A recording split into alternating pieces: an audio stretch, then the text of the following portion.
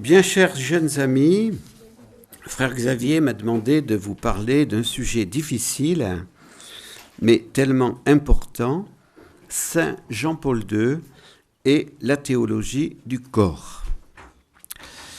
Il est très important de lire tout ce que Jean-Paul II a enseigné dans ses audiences du mercredi 5 septembre 1979 au 28 novembre 1984. Donc pendant 5 années, le pape a enseigné sur ce sujet. Alors, les enseignements se font au cours de ce qu'on appelle l'audience du mercredi, parce que c'est une tradition dans l'Église romaine depuis plusieurs années, que le mercredi, le pape reçoit tous les pèlerins qui sont à Rome pour rencontrer ces pèlerins, mais aussi avec Benoît XVI et Jean-Paul II surtout, Paul VI déjà avant, c'était pour enseigner le monde entier. C'était pour donner un enseignement. Et donc Jean-Paul II, qui avait été professeur de philosophie à Lublin, qui avait particulièrement approfondi la philosophie personnaliste et qui avait particulièrement approfondi, comme vous l'avez vu hier soir, la question de l'amour, du mariage, qui était aussi poète, mais je dois bien reconnaître que les poèmes de Jean-Paul II, j'y comprends pas grand-chose, parce que c'est une manière de faire de la poésie qui n'est pas tout à fait la même que la nôtre, mais il a approfondi cela d'une façon très personnelle, et il a voulu donner, on peut dire pendant 5 ans, l'enseignement de ce qu'il avait assimilé depuis toutes ces années d'études et d'enseignement à l'université de Lublin. J'ai donc lu attentivement toutes les audiences. Je les ai toutes lues. Et je constate que beaucoup interprètent la pensée de Jean-Paul II dans un sens qui n'est pas fidèle à sa pensée.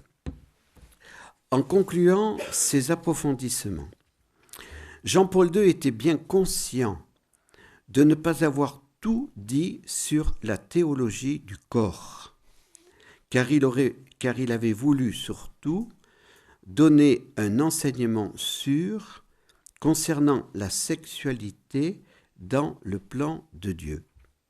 Mais la sexualité n'est pas le tout de l'homme et de la femme.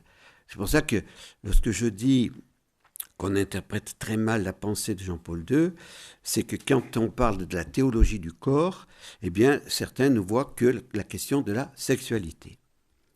Freud s'est trompé et il continue à tromper.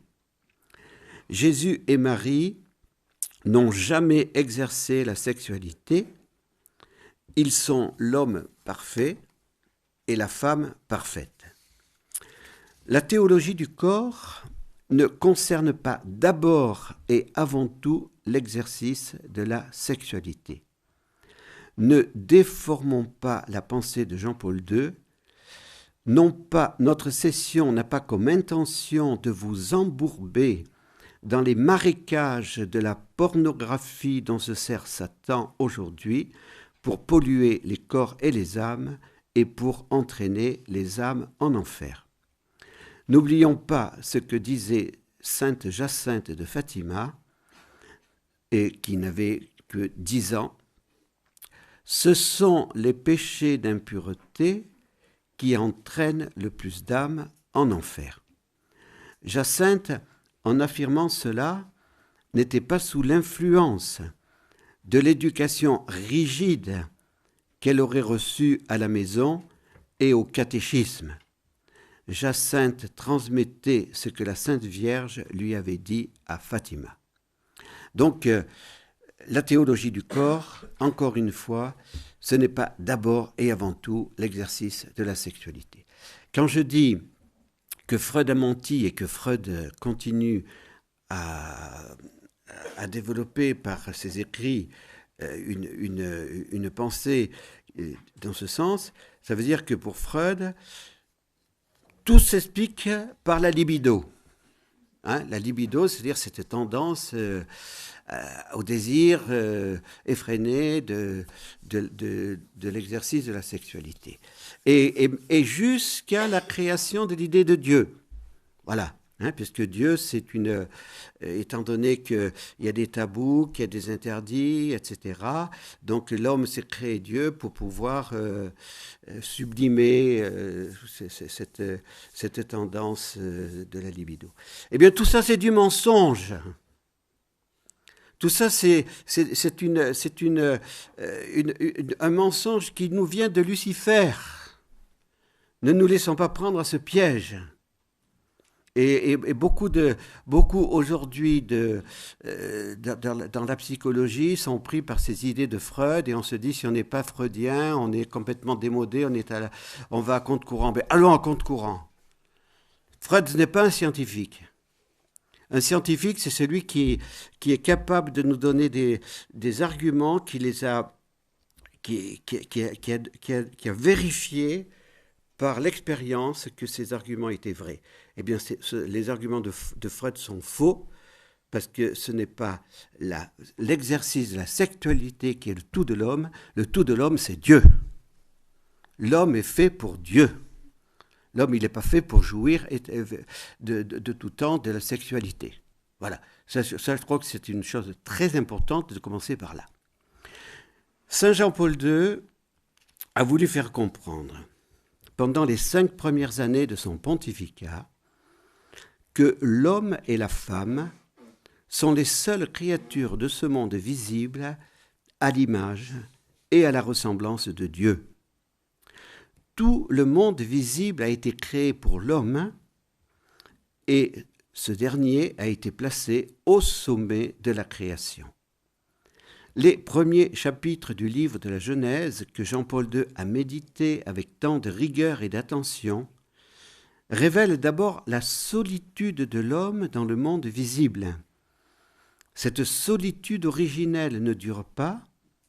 Dieu donne à Adam, la femme, os de ses os, chair de sa chair.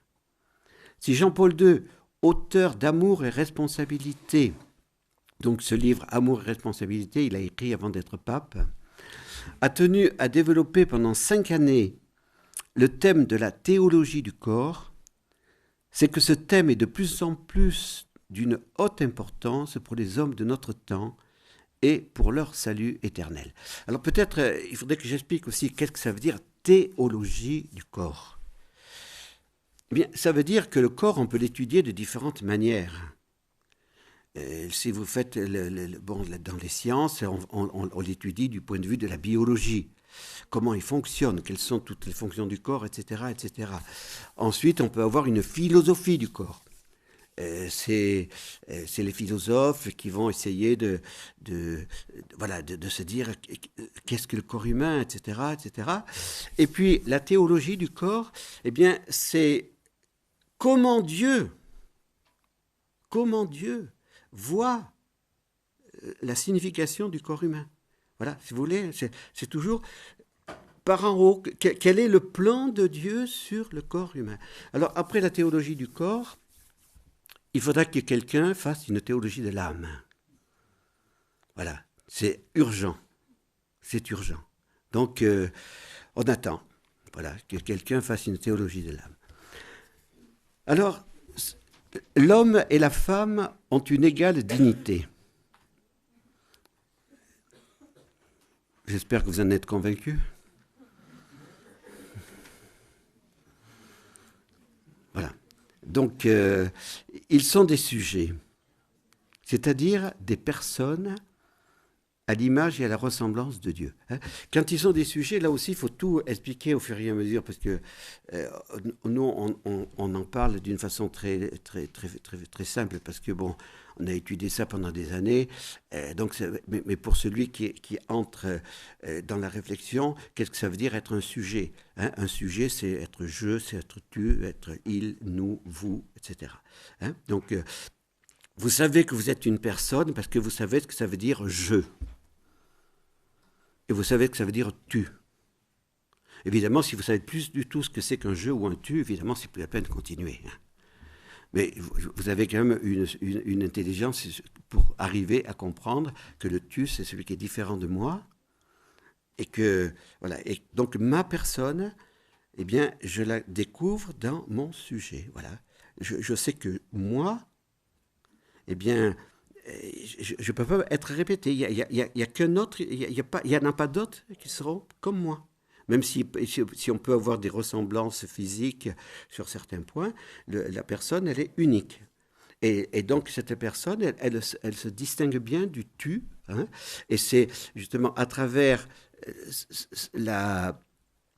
si vous voulez, la relation entre l'enfant, le papa et la maman que se crée l'identité d'un sujet. Hein, c'est le petit enfant, eh bien, le premier sourire, le premier mot, les premiers mots qu'il dira, c'est papa, c'est maman, et puis s'il est chrétien, c'est Jésus et Marie. Voilà, donc, hein, c'est comme ça. Et c'est là qu'on forge son identité. C'est ça la personne. Mais la personne, on n'est pas capable de dire plus. Ceux qui sont un peu courageux, je vous engage à lire Personne et acte de Jean-Paul II. Accrochez-vous.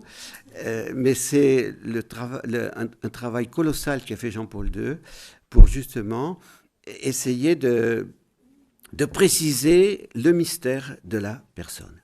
Voilà. Et je pense que Jean-Paul II est le premier philosophe du monde à avoir fait une analyse si rigoureuse, si détaillée sur le mystère de la personne. Et ce travail que Jean-Paul II a fait, eh bien, servira dans les siècles futurs. Parce que pour le moment, il faut y travailler, il faut vraiment décortiquer tout ce que le pape a voulu faire. Donc, nous, dans notre travail, nous pouvons dire, voilà, la personne, elle s'identifie dans le sujet « je ». Voilà. Hein? Alors, bien sûr qu'on peut dire le « moi », mais on préfère dire le « je », parce que moi, on sait ce que ça veut dire, moi. C'est le renfermement sur notre égoïsme et notre égocentrisme. Voilà. Donc, nos personnes, que nous soyons hommes, que nous soyons femmes, ont une égale dignité. Voilà. Et nous ne sommes pas à l'image et à la ressemblance de Dieu par notre corps, puisque Dieu n'a pas de corps. Mais nous sommes à l'image et à la ressemblance de Dieu par notre personne et notre âme spirituelle. L'homme et la femme sont cependant différents, mais sont complémentaires. Et ils sont différents dans leur masculinité et dans leur féminité. Donc le cardinal Sarah, quand il parle du gender, dit que c'est une aberration et que ça vient de Lucifer. Et il a raison. Mais aujourd'hui, on dira, vous comprenez, le cardinal Sarah, il ne comprend rien. C'est un Africain, il est pas... Voilà. Hein, donc, il les comprend mieux que nous. Voilà. Parce qu'il est évident que qui peut nier cette différence et cette complémentarité de la masculinité et de la féminité. Voilà. Donc, on est homme ou on est femme. Celui qui veut nier cela, c'est parce qu'il nie sa condition de créature. Hein, c'est ça le problème. C'est un orgueil au départ. Je refuse ma condition de créature. Non, je ne me suis pas créé, j'ai reçu ma nature. C'est Dieu qui m'a créé. Par ça, avec la collaboration de mes parents. Jean-Paul II a particulièrement souligné la signification sponsale du corps humain. Alors là aussi, qu'est-ce que ça veut dire, signification sponsale? Ça veut dire que c'est comme le plus et le moins, c'est le corps humain d'un époux et d'une épouse, ils sont faits pour s'unir. Voilà, c'est ça, signification sponsale.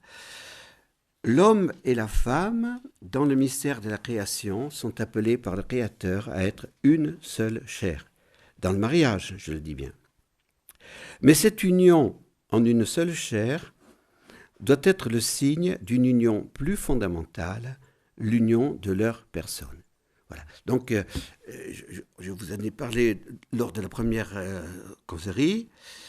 S'il n'y a pas eu l'union des personnes qui précède l'union des corps est un mensonge. Voilà. Parce qu'elle n'est recherchée uniquement que pour le plaisir sensible, le plaisir de chacune des tendances, mais elle n'est pas recherchée pour répondre à un appel de Dieu. Voilà. Donc, l'union des personnes qui se fait au cours du mariage. Je me donne à toi pour toujours et je reçois ton don à moi pour toujours. Ça, c'est le mariage. Et ça va permettre une union des corps qui soit dans la vérité. Voilà. Donc ça, c'est très important de comprendre cela. La personne, pour Saint Jean-Paul II, ne se réalise que dans le don de soi désintéressé aux autres personnes. C'est le premier pape qui a utilisé cette expression, je pense. Et il a utilisé cette expression dans une lettre que pour ceux qui veulent approfondir la question, la lettre aux familles en 1994 pour l'année internationale de la famille. Alors, prenez le temps de la lire. Le style du pape est pas facile, le style de Jean-Paul II, surtout quand il écrivait de A à Z de son texte. Et bon, il a son style slave, qui est pas du tout le style cartésien, mais qui est très riche parce que c'est toujours on revient sans cesse en spirale pour approfondir, pour reapprofondir, et il y a une grande richesse dans cette manière de penser. Donc le pape a parlé de don de soi désintéressé aux autres personnes. Qu'est-ce que ça veut dire don de soi désintéressé ? Bien, ça veut dire que je me donne à l'autre pour le bonheur de l'autre. Non pas pour chercher dans l'autre un intérêt, parce que l'autre va être pour moi celui qui va m'obtenir du plaisir, etc. Vous voyez, c'est ça, désintéressé, se donner de façon désintéressée. Et Jean-Paul II dira, c'est dans la famille qu'on apprend ce don de soi désintéressé. Savoir se lever de table pour aller porter du pain à son grand-père, pour aller chercher l'eau, pour aller chercher le vin, savoir rendre un petit service dans la famille, ça c'est le don désintéressé. Quand on n'a pas été éduqué à ce don désintéressé, eh bien, voyez ce qui se passe dans le monde d'aujourd'hui. Voilà. Donc, c'est très important que les époux s'aiment de ce don désintéressé. Et il y a un mot que les féministes ne peuvent pas supporter, mais pas que les féministes, parce qu'il y a les machos aussi qui ne peuvent pas le supporter, se dévouer. Vous voyez, dans le Gaudium et Spes, eh bien, il dit, voilà, l'époux et l'épouse doivent savoir se dévouer pour leur époux ou pour leur épouse. Si on ne sait plus se dévouer, c'est fini. Ça ne va pas durer longtemps. Ça ne va pas durer longtemps.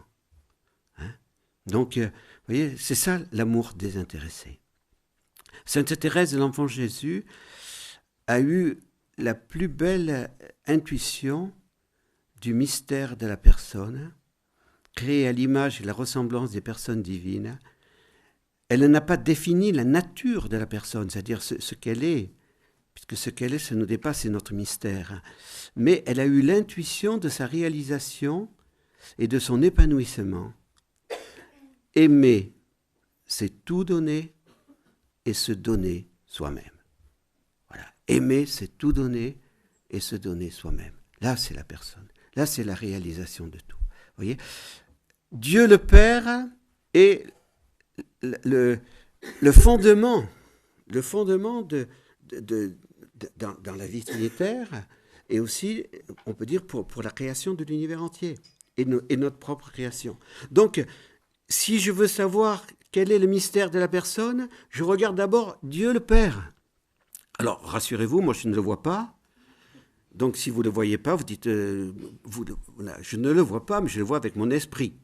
Je rentre en communion avec lui dans la prière. Et qu'est-ce que Dieu le Père ? Vous voyez, l'homme le plus intelligent qu'il soit, le plus compétent qu'il soit, le grand maître d'université, ben, il va bien transmettre son savoir. Mais c'est quand même embêtant que l'élève le dépasse. C'est arrivé pour Alexis Carrel. Qu'un Alexis Carrel qui devient plus compétent que ses professeurs, eh bien, on ne peut pas le supporter, il est obligé de partir aux États-Unis. Bon. Donc, il y a toujours quelque chose qu'on transmet, hein, mais quand même, il faut qu'on garde quelque chose qui nous rend supérieurs aux autres. Eh bien, Dieu le Père donne tout.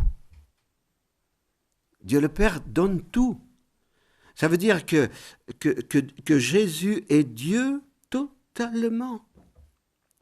Et Dieu le Père donne tout à son Fils et donne tout au Saint-Esprit. Dieu, donc, qui est Dieu? Ben, le Père peut dire « je suis Dieu ». Jésus peut dire « je suis Dieu ». L'Esprit Saint peut dire « je suis Dieu ». Et il n'y a pas une connaissance, vous voyez, on peut se dire, tiens, dans la franc-maçonnerie, vous voyez, on garde toujours quelque chose de plus, hein, les autres. Hein, pour connaître exactement ce qui se passe dans la franc-maçonnerie, il faut monter au 33e degré. Tous ceux qui sont en dessous, ben, ils ne savent pas tout. Et au 33e degré, on sait quoi? Que notre Dieu, c'est Lucifer. Voilà. Mais ça, ils ne vous le disent pas au début. Hein. Je vous en dirai un petit mot un peu plus tout à l'heure. Voilà. Donc, on garde toujours une petite connaissance à soi. Pour dire, moi, je suis quand même supérieur. Moi, je suis supérieur. Eh bien, Dieu le Père, il donne tout. Sauf sa paternité. Ça, c'est pas possible. Ça, c'est pas possible. Parce que de tout temps, c'est lui qui donne, c'est lui qui est le Père. Voilà. Sa paternité, ça ne peut pas se transmettre. Parce que ça, c'est son identité propre. Voilà.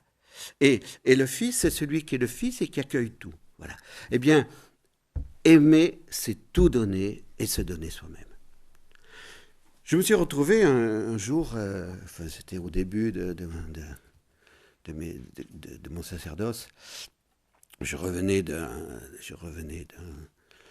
d'une session où, avec les couples, et c'était du temps du train où on est en compartiment de 8 là, et donc j'avais 7 bidas qui revenaient le lundi matin à l'armée pour... voilà. Bon. Alors, de quoi peuvent parler 7 militaires qui rentrent le lundi matin? Bon. Alors, j'ai commencé d'abord par dire mon office. Bon, un curé qui là... Bon. Et puis, après avoir été mon office, je les ai un peu abordés. Bon, j'ai quand même été un peu de l'autre côté de la barrière pendant plusieurs années. Donc j'ai animé l'équipe de foot, je sais ce que c'est, d'être l'animateur des après-matchs. Bon, mais j'ai toujours respecté au point de vue, pour moi l'amour c'était pas un jeu, donc ça, sur ce point-là j'ai toujours respecté. Et donc on a abordé le sujet directement. Alors j'ai dit oui, votre fiancé là, vous l'aimez? Alors il y avait ceux qui faisaient semblant de dormir. Parce qu'un curé, ça les a réveillés un peu, quoi. Vous l'aimez? Ben, si vous l'aimez, est-ce que vous êtes capable de mourir pour elle? Si vous n'êtes pas capable de mourir pour elle, c'est que vous ne l'aimez pas. Alors moi, je vais vous raconter quelqu'un qui est capable de mourir pour nous. Et voilà, on a parlé pendant 1h30, et même ceux qui dormaient se sont réveillés, ils étaient intéressés. Voilà, parce que ça c'est quelque chose qui touche tout le monde. Le véritable amour, c'est de savoir donner sa vie pour celui qu'on aime. Voilà. C'est ça la personne. Si on n'est pas arrivé jusque-là, c'est qu'on n'a pas encore compris le mystère de notre personne. Voilà. Donc les premiers chapitres de la Genèse révèlent cette vérité que personne ne peut remettre en cause. L'homme et la femme ont été créés par Dieu amour en vue de l'amour qui est don et qui se prolonge dans le don par la procréation de nouveaux êtres humains. Il me semble important, pour vous aider à mieux comprendre cette pensée de Jean-Paul II, de vous donner encore quelques éléments sur ce mystère de la personne dans la fidélité à l'esprit de Jean-Paul II. Alors, une personne, c'est un être créé dans l'unité substantielle de son corps et de son âme spirituelle. Compliqué. Non, c'est pas compliqué, vous allez voir. Unité substantielle de son âme et de son corps. Pourquoi? Je vous demande pardon d'être difficile à comprendre, mais vous êtes capable de faire travailler votre intelligence. Dire que la personne humaine est indissociable de l'unité substantielle de son corps et de son âme spirituelle signifie qu'il n'existe pas une personne humaine sans un corps informé par une âme spirituelle. Le corps est donc une partie intégrante de la personne humaine, tout comme l'âme spirituelle. Je ne suis pas une âme, je ne suis pas un corps, mais je suis une personne dans l'unité substantielle de mon âme et de mon corps. C'est cela que veut dire. Ça veut dire que je suis corps et âme. Hein, il y a ce petit mot entre deux philosophes, hein, l'un qui était pour le corps, l'autre qui était pour l'âme, et qui se rencontrent. Bonjour âme, et l'autre qui lui dit bonjour corps.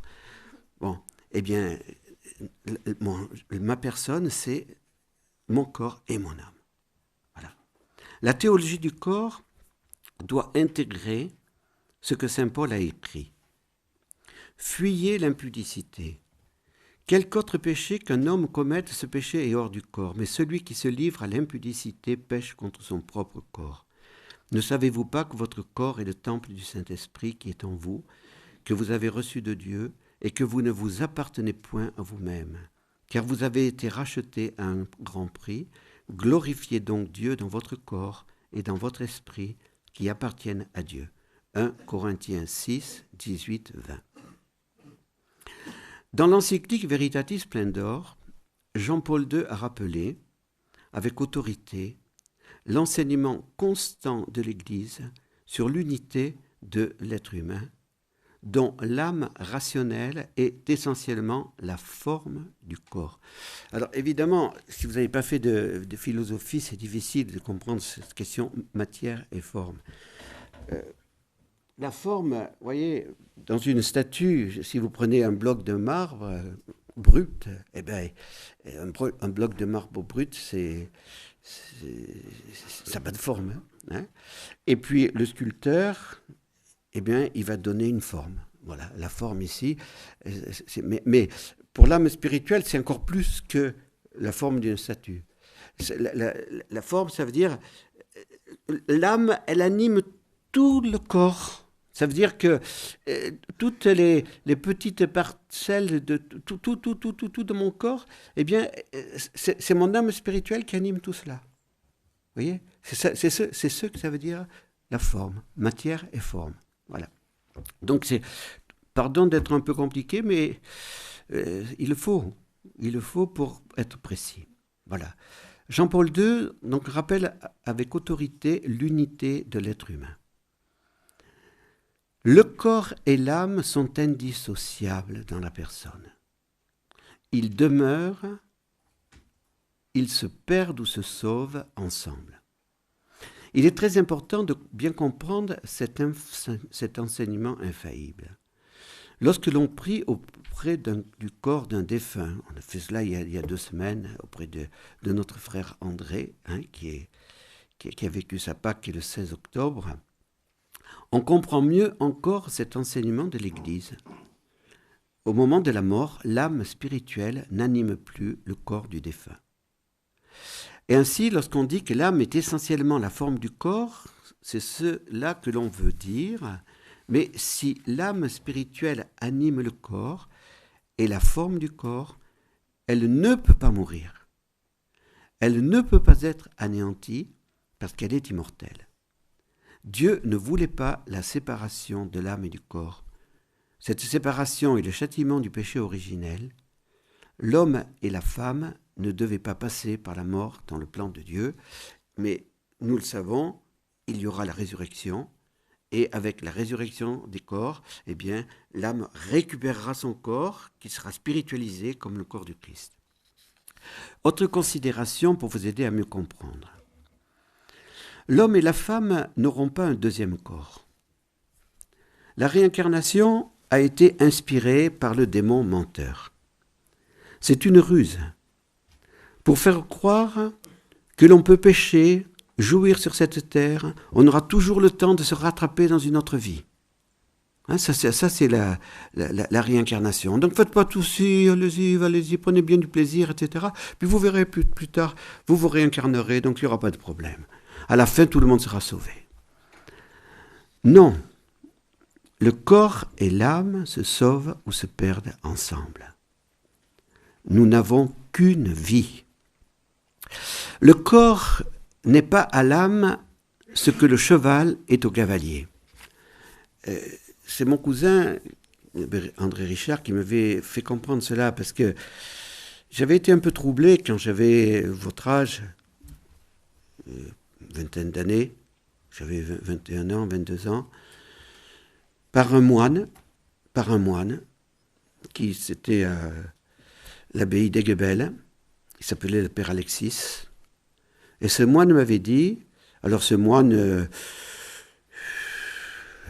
ne sais pas où est son âme aujourd'hui, hein, mais ce moine lisait dans les lignes de la main, il allait au casino de Cannes, il allait, bon, voilà. Bon, et ce moine m'avait dit, j'ai été brûlé vif au moment de l'Inquisition. Donc je suis réincarné. Un moine, hein, je plaisante pas. Alors quand on a 20 ans et qu'on entend ça, ça vous fait travailler. Ça vous... voilà. Hein, et c'est vrai que ça m'avait fait... tiens, c'est curieux ça quand même. Hein, et ce moine, mais personne ne lui a jamais rien dit. Là aussi, c'est une question importante, parce que ce qu'il m'avait dit à moi, il l'a dit à d'autres. Hein. Bon. Et alors, c'est mon cousin qui m'avait donné cette image. Il m'avait dit, le cavalier et le cheval, ils forment un tout. Hein, celui qui gagne la médaille d'or aux Jeux Olympiques, ben s'il n'a pas un bon cheval, il ne le gagne pas. Donc, ils forment un tout. Mais le cavalier, il peut changer de cheval. L'âme, le corps et l'âme, c'est pas comme le cavalier et le cheval. On ne change pas de cheval. Vous voyez ? Donc, on n'a qu'un seul corps. Voilà. Donc, le corps n'est pas à l'âme ce que le cheval est au cavalier. Le corps n'est pas une réalité étrangère à la personne humaine.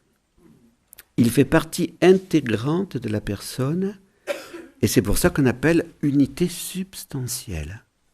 Voilà, unité substantielle avec l'âme spirituelle. Notre corps a été sanctifié par l'eau du baptême. Notre corps a reçu l'onction du Saint-Crème au moment de la confirmation. Notre corps a donc été consacré par la grâce du baptême et de la confirmation. Notre corps reçoit le corps du Christ dans l'Eucharistie. Hein, c'est bien notre corps qui le reçoit. Après, bien sûr, c'est pour nourrir notre âme, mais c'est dans notre corps qui vient le corps du Christ. Donc, que ce développement vous aide à mieux comprendre pourquoi saint Paul nous demande de glorifier Dieu dans notre corps. Les premiers chrétiens entouraient le corps de leurs défunts d'un grand respect. Il était religieusement enseveli dans les catacombes à Rome. Une lampe brûlait devant le tombeau, pour signifier que le corps dort, en attendant la résurrection de la chair. Cette résurrection des morts au dernier jour est une vérité révélée. Elle est très importante et elle est une confirmation de plus contre la doctrine mensongère de la réincarnation. Donc ne vous laissez pas influencer par la réincarnation. Il y a des catholiques aujourd'hui qui sont influencés par la réincarnation. C'est un mensonge satanique, absolument. Donc il faut une théologie du corps et puis une théologie du corps réaliste. Alors qu'est-ce que c'est qu'une théologie du corps réaliste ? Bien, c'est une théologie qui comprend la doctrine du péché originel. Saint Jean-Paul II n'ignorait pas le péché originel et ses conséquences. Attention aux idéalistes qui ne tiennent pas compte de l'homme et de la femme historiques, c'est-à-dire les fils et les filles d'Adam et Ève après le péché originel. Saint Paul était réaliste. Saint Paul disait « La chair convoite contre l'esprit et l'esprit contre la chair ». Il y a donc, comme frère Jean-Régis en a parlé hier dans son homélie, ce combat entre voilà, la chair qui est marquée par la triple concupiscence et l'esprit. Et l'âme spirituelle devient comme l'ennemi de la chair. Voilà. Hein. Et donc, ce combat, chacun d'entre vous, vous le connaissez. À moins que parmi vous, il y ait des Immaculées Conceptions. Voilà. Hein. Mais l'Immaculée Conception, il me semble qu'elle est unique, il n'y en a pas deux. Voilà. Donc, on a tous en nous cette loi, ce combat. Et dans ce combat, Jean-Paul II a beaucoup approfondi une des conséquences du péché originel, la domination de l'homme sur la femme.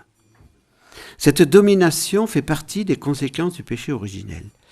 Mais avant qu'il y ait cette domination, il y a aussi cette convoitise de la femme. Hein? Ton désir te poussera vers ton homme et lui te dominera. Hein? Aujourd'hui, vous voyez, ce combat actuellement, le harcèlement sexuel. Alors c'est vrai qu'il y a harcèlement sexuel, malheureusement. Mais aussi, écoutez, habillez-vous comme il faut. Mais oui, mais hein, regardez toutes ces modes qui excitent qui excite la tendance malheureusement déréglée chez les hommes. Mais aussi, la femme devient un objet avec toutes ces modes indécentes. Alors, mettez pas des burqas, s'il vous plaît. C'est évident. Mais c'est vrai, allons à contre-courant de toutes ces modes indécentes. Hein? Voilà. Donc, c'est vrai qu'aujourd'hui, on est vraiment dans le combat olympique de la pureté. Dans son livre « Amour et responsabilité », Karol Wojtyła fait découvrir justement cette complexité de l'union conjugale qui doit intégrer tous les aspects du sexe humain, du cœur humain, du siège des sentiments et de la personne humaine. Et justement, il ne faut pas oublier qu'il y a cette blessure. Et quand on dit oublier qu'il y a cette blessure, eh bien, après, on fait de l'idéalisme. Parce que le père ici n'avait pas peur, quand il parlait aux époux, de parler de la misère de la sexualité. Il y a la misère de la sexualité. Et parce que, justement, c'est très difficile de dominer cette triple concupiscence. C'est très difficile. Mais ce n'est pas impossible avec la grâce de Dieu. Voilà. C'est pour ça que Jean-Paul II parle de l'harmonie entre l'ordre de la création et l'ordre des personnes. Il faut que l'union de l'homme et de la femme soit dans cette harmonie. Sinon, la sexualité n'est pas un épanouissement, elle devient un lieu de conflit. Elle devient la domination de l'homme, la frustration de la femme, et ensuite, eh bien, c'est la division, et c'est tout ce que vous voyez aujourd'hui avec tous les divorces et tout. Voilà. Donc il faut que l'ordre des personnes puisse arriver en harmonie avec l'ordre de la création. Et donc il est évident que lorsqu'il y a cette harmonie, lorsque véritablement l'amour des époux et des épouses est animé par l'amour de charité, alors il y a, oui, réellement un don désintéressé de soi qui fait que, alors, l'épanouissement de chacun peut être donné. Bon, je ne peux pas vous en dire plus là-dessus parce que je vois que le temps tourne, mais vous aurez le texte écrit, après vous pourrez revenir là-dessus. Je voudrais m'arrêter un instant sur ce que Benoît XVI a dit dans son encyclique Deus Caritas Est, qui n'a pas été très lu, commenté par nos médias, et c'est dommage, parce que Benoît XVI, justement, a parlé de ce conflit entre Eros et Agapé. Bon, frère Benoît, je pense hier, vous a parlé de tout cela. Donc, Eros a donné érotisme, hein. Agapé, c'est l'amour de charité. Donc, on peut dire qu'il y a, même si je ne prends pas toutes les étapes donné par frère Benoît hier, Eros, Philène, Agapé. Donc Eros, eh bien, c'est surtout l'amour physique, de la sexualité. Philène, c'est l'amour d'amitié. Agapé, c'est l'amour de charité. Donc il faut, pour l'harmonie, que Eros indiscipliné puisse être en harmonie avec Philène et Agapé. Et c'est cela qui est le plus difficile. Et justement, Benoît XVI, dans cette encyclique, montre combien il y a eu cette décadence d'Eros, particulièrement par le paganisme, et on le voit aujourd'hui avec la pornographie, avec l'érotisme, etc. Eh bien, tout cela, c'est la décadence totale de l'amour. Et donc, il faut maintenant, avec la grâce du Christ, avec la rédemption, eh bien, il faut que justement l'homme ne se laisse plus dominer par cet instinct d'éros dégradé. Des purifications, des maturations sont nécessaires. Et si on ne vit pas des fiançailles déjà chastes, on n'y arrivera pas dans le mariage. C'est pour ça qu'il est important qu'on ait des fiançailles où on apprend à se connaître, on apprend à dialoguer, on apprend cette communion des personnes avant d'arriver à cette union des corps. Et si on met l'union des corps avant, eh bien, ça sera très difficile. Ce sera très difficile d'arriver à la véritable harmonie que Dieu veut. Voilà.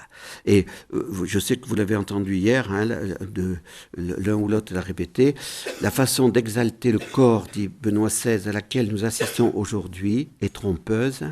L'éros rabaissé simplement au sexe devient une marchandise, une simple chose que l'on peut acheter et vendre.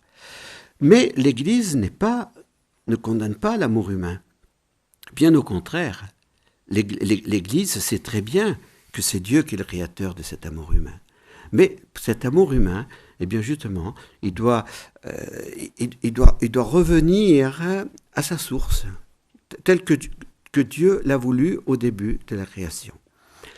Dans l'audience générale du 24 octobre 1984, Jean-Paul II a donné un conseil très important pour la domination de la chair, afin de ne pas être esclave d'éros dégradés. Développer la continence. Alors ça veut dire quoi, développer la continence? Dans les moniteurs Billings, puisque je les ai, on peut dire, accompagnés pendant 12 ans, ils utilisaient le mot abstinence. Alors j'ai dit non, il ne faut pas utiliser le mot abstinence. L'abstinence, c'est pour s'abstenir de viande le vendredi. C'est pas la même chose ici. La continence, ça veut dire la domination.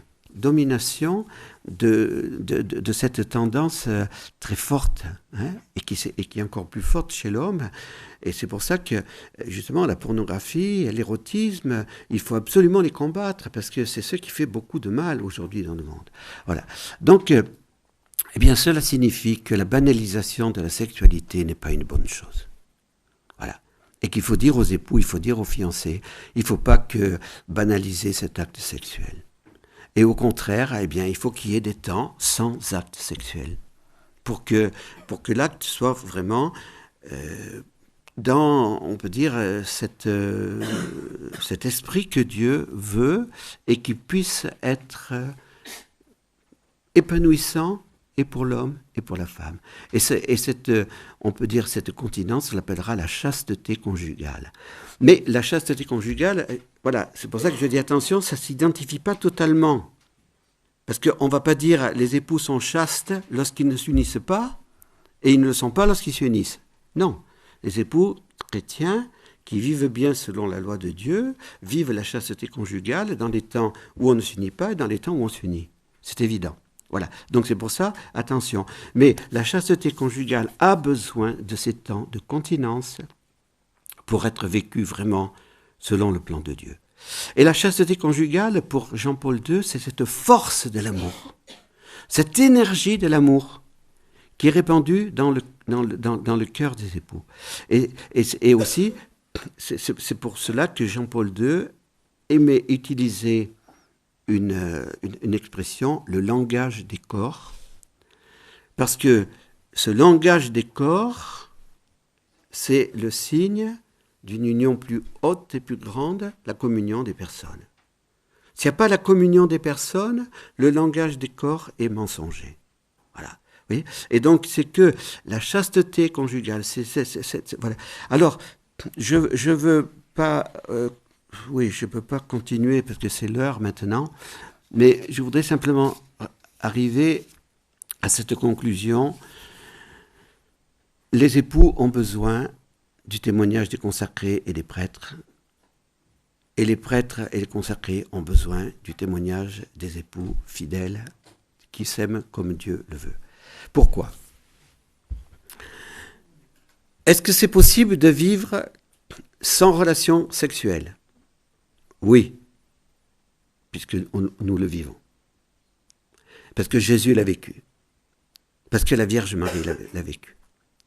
Donc, la Vierge Marie et Jésus sont l'homme parfait et la femme parfaite, et pourtant, ils n'ont jamais exercé la sexualité. Donc ça, c'est très, très important pour comprendre que le plus important, que ce que Dieu veut, c'est d'abord la communion des personnes.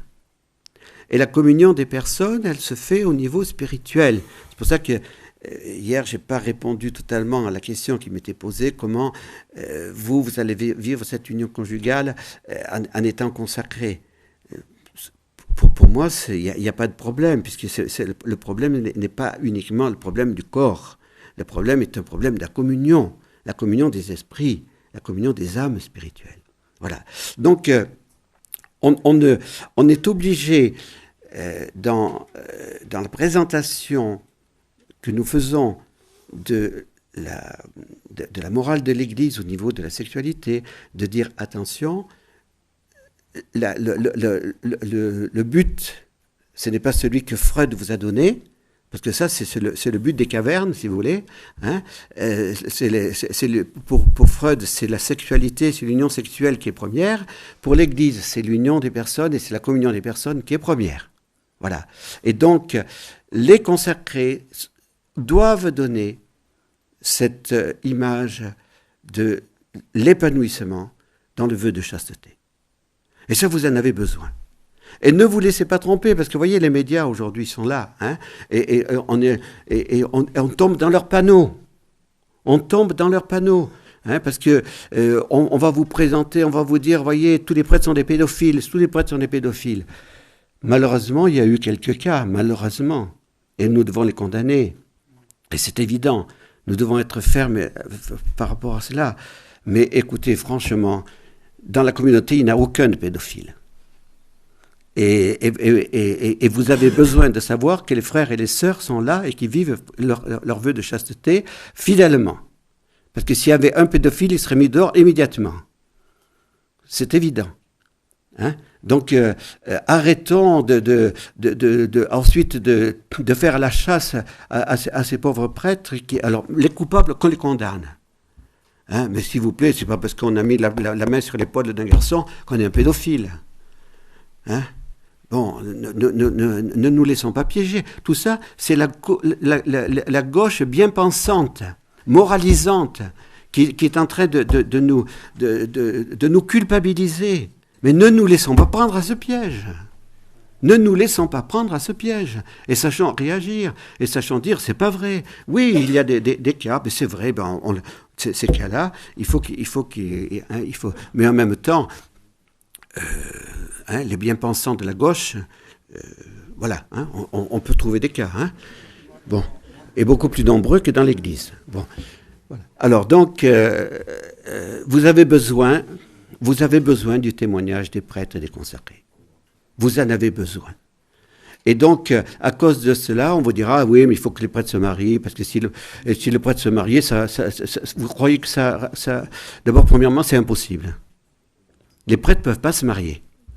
On peut ordonner des hommes mariés, mais une fois qu'on est marié, on ne peut plus se remarier. Hein, c'est la loi de l'Église depuis toujours. Même dans l'Orient, hein, il y a des prêtres mariés, mais si leur épouse meurt, ils ne peuvent plus se remarier. Voilà, c'est la loi de l'Église. Bon, alors, je conclus là-dessus parce qu'il faut que vous ayez au moins un petit moment de méditation. Donc, voyez, la théologie du corps, c'est pas la théologie de la sexualité, uniquement. Hein? Notre corps a été sanctifié par le baptême. Notre corps a été sanctifié, consacré par la confirmation. Notre corps reçoit le corps du Christ à la communion. Notre corps doit être traité comme une chose sainte. Donc, dans le sacrement du mariage, eh bien, cette communion des corps devient sainte parce qu'il y a ce sacrement. Voilà. Hein? Et puis, il y a une autre manière ensuite de vivre, puisque nous, consacrés, c'est bien avec notre corps que nous rentrons en communion avec vous. Et que nous rentrons, peut-être pas en communion, mais que nous rentrons en communication avec vous, pardon. Hein? C'est bien avec notre corps. Donc, nous avons bien besoin d'agir, de parler, de vous rencontrer, voilà. Hein? Mais vous comprenez bien l'importance de cela. Donc, sanctifiez Dieu dans votre corps. Amen.